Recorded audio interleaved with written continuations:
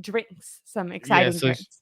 so she's making a bar. So she's making some mixed drinks.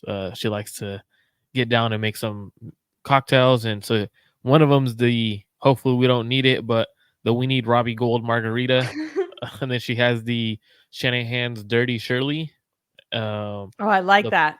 the Purdy Paloma, and then the Red and Gold Shooters, which are shots that are going to be shots and stuff like that. So interesting drinks. Definitely hope we need the Robbie Gold margarita, but hopefully Jake Moody comes through. But that's a funny name. I thought that shit was hilarious. I absolutely love that. That's so much fun. I feel like every time you are telling me about what you guys are doing, there's like something fun on the horizon. I like need to come be best friends with you guys. You're always doing something cool. I mean, we Are you try to do something cool, but are you hosting the Super Bowl at your house oh or where no, are you doing? we're actually going to my uncle's house, so we'll be at my uncle's house, and he's hosting, so everyone will be there. So it'll be And is cool. everyone a 49ers fan or is it going to be So it's funny, spectacular? everyone but my grandpa. There's some other fans, like Oh, some like my in-laws are Dolphins fans. They might be there, um, but my grandpa's a Chiefs fan, so that's that's gonna be funny. How did yeah. that happen? How did you guys all become 49er fans and he went left? So he was a Niners fan until Joe Montana got traded. When Montana was traded to the Chiefs, he went with Joe Montana. He He was went like with they did. that's Yeah, crazy. he thought they did Joe Montana wrong, so he stuck with Joe Montana. That's kind of cute. I kind of love that. Yeah, so it's pretty cool. So I mean, he's been a Chiefs fan, so hopefully, he mean he wants. He already told us he's like, I don't really care who wins this game. He's like, we got you guys last Yeah, time. he kind He's of like, I kind wins of want both to. ways because he's like kind of a fan of both. Yeah. So That's he's kind of like, awesome. yeah, Um, well, freaking, what is it? For me, it's like 1 day away, but I think your time it's still 2 days away from the Super Bowl. yeah, because you're pretty much Crazy. already almost Saturday, right? It's already like Yeah, it's like 7:30 out there. nighttime now. Yeah. Exactly. Exactly. Um, are you excited? How are you feeling? Nervous? I'm not nervous. I'm more so excited about this game. I don't know. I feel like this game is. I'm not too like nervous. Like I don't know why. Like I'll probably get nervous right before the game, but not nervous. Are you nervous, or are you getting those butterflies and jitters? I I don't know if I'm nervous. I'm like very excited. I mean, spoiler alert, I think I'm picking like the Chiefs to win. I'm hypothesizing that they're gonna win. Well, Yeah. Is that I know bad thing to say right off the bat. Um, but maybe that's just me like protecting myself. Like I would rather um are you seeing a shooting star right now? no. So You look like we you're have cats that live in our like area, and the uh-huh. cat's on the roof. Like, oh, that's crazy. I just saw you look very I'm just amazed like and I was like, just there's super an earthquake shocked. Like he just happening. up there like shaking, and that's crazy. He heard my take and he was like, screw Yeah, this, man. he's like, nope, he's about to jump off the roof right now because of your Chiefs take. um, I've been really in touch with all the vibes from the 49ers and the Chiefs in Las Vegas. Um, I wanted to ask you, do you think that there's any maybe sabotage going on between the Chiefs and the 49ers with the fire alarm system going off multiple times? Debo said 3 different times, but distinctly yesterday morning went off early before their practice, also went off in the middle of the night and right before they went to bed the first night that they were there. And then also the fields, I know KP from Niners Niner Nation. Nation.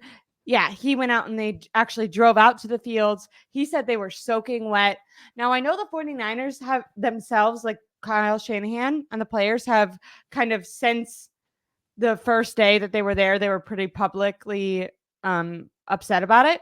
But they've kind of calmed down in questioning, talking about it. But if you listen to any of the reporters that are there, Matt Mayoko, some of the people that have boots on the ground, the 49ers coaches and players are still very upset about it. They just don't want to be like publicly calling attention to it, but they want the media to be talking about it. So it's definitely still phasing them. The Chiefs had the opportunity to let them share the field for the majority of the week. They denied that opportunity. Do you think that there's a little game before the game, gamesmanship going on, some mind games going on. Absolutely. I mean, when you look at the Chiefs, if the Niners are in the Chiefs situation, I wouldn't change my plan. I'm not moving anything like so. Like I understand the Chiefs not adjusting their schedule or telling the Niners, you know what, you guys can come practice on this field when we're doing media. Nah, that's our practice facility. We have stuff going on there. I would say the same thing if I was the Niners. So I definitely think there's gamesmanship going there. I think the NFL dropped the ball. It could have been any team in the Super Bowl, and we would have been talking about the field practice facility being a shitty facility right now. Whether it was squishy, whatever, the field wasn't up to par. And I get that the commissioner is like, "Oh, it's good enough to play on." Good enough ain't, They also think that MetLife is good enough to play on, though. So which is true. So like good enough ain't it. Like this is the biggest stage of the NFL. Like this is the Super Bowl. I don't get what they were doing in terms of not putting the grass over the turf months ago. Like normally they do that in doesn't make any December. That didn't make sense. I think normally when you hear that the fire alarm is being pulled, normally it's a worker or someone else staying there who knows that the team's there, and whether it's another team's fan, you know what? Let's pull the fire alarm. Like I don't think it's the Chiefs or the NFL doing it, but it's funny that it's happening. Like I'm not gonna lie, it's kind of funny, even though it's happening to the Niners. Did you? I liked Nick Bosa talking about it because he definitely was like, I think it was intentional, but I want to make it clear I'm not. He, I think he like anticipated people being like, oh, they're trying to make excuses. So he's like, I'm not making excuses. I'm just answering the question. I'm just telling you guys what's going on, but it's totally fine. And then I think oppositely, Gibson said, Deshaun Gibson said that he had never seen so many sleepy faces and that practice was harder that day, which was yesterday. Practice was harder because everyone was tired. But most of the people have been doing a good job at downplaying how bad it was. So far, the 49ers start to the week due to their practice facility and everything, it's literally been like this from what I've heard. Like coming down, pouring rain on them. It's been something that has happened all week. Practice facility is terrible. It's been a very gloomy start to the week for the Niners, whether it's fire alarms pulled and stuff like that. Are you trying to see how I did that? Can you hear me? Hold on 1 second. I lost you. I don't know if you can hear me, but I can't hear you. I could hear you. Audio. What do I do in this situation? Why can't I hear you? Can you hear me now? If you can hear me, will you take over for 1 second? Yeah, I can take over. So definitely, I definitely think it's been a gloomy start This to is the what week for the happens when you 49ers. travel. Um, I don't have all my the setup. chat could hear us. Work? That's funny. Maybe? But definitely, I think the starts of the week for the Niners has been very hard in terms of the media days, rainy. My biggest concern was hopefully no one gets sick. So far, it doesn't sound like anyone's gotten sick due to the crazy downpour of rain. It's one of those ones where at the end of the day, you could make the excuses, but I'm not trying to make any excuses for the team. I know the team's not going to have any excuses at the end of the day. You got to just fight through it and get through it, and hopefully you win the Super Bowl. And then you laugh at these situations after the fact. I kind of think like what would have been baller is if they didn't. I guess you have to have it out, like the reports of it out before. But I like that now they're kind of choosing the route, even though once again, if you go to Vegas and you're on the grounds of Vegas, they are very clearly making this a big deal. But at least publicly, when they're being questioned about it, they're kind of downplaying it. And I think that that's the right way to play it. Is kind of be like, no excuses. I think it was Christian McCaffrey was like, I don't even think about the field. All I'm thinking about is like, it's my job to go out there and play no matter what the conditions are. And then after the game, when you win, then you can say like, we dealt with fire alarms, we dealt with shitty field conditions, like we had people sabotaging our ability to win this game and we still pulled through, you know.